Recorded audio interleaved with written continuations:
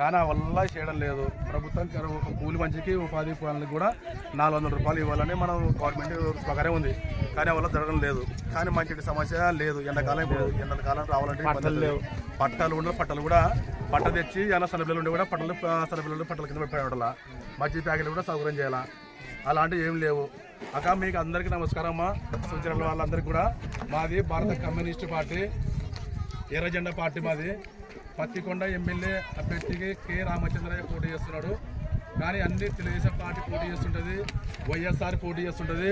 మనది ఇండియా కూటమి కాంగ్రెస్ పార్టీ మద్దతు అమ్మ మాది. అందరు కలిసి మన ఉదయం లేస్తేనే మనకి కూలి లేవట్ జనానికి గడపార చేతల మనము కంకి కొడివేలంటే మన కొడివేలు పొద్దున కలుపు తీసినా కొర్ర కొత్త పోయినా సొంత కంకి కోసినా కంది కోసినా దానికి మన గుర్తు మన పేదల పార్టీ కాబట్టి కంకి కొడివేలి గుర్తుకి మన ఓటు ఖచ్చితంగా మీరు ఎవరు డబ్బులు ఇచ్చినా తీసుకోండి.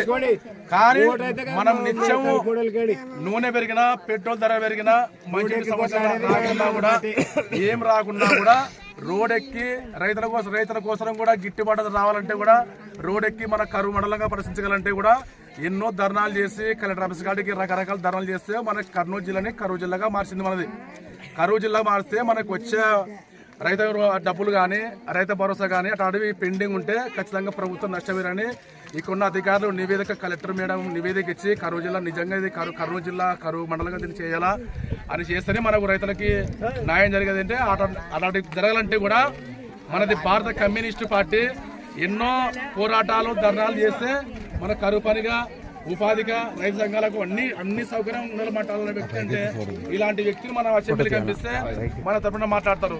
కానీ ఇలాంటి వల్ల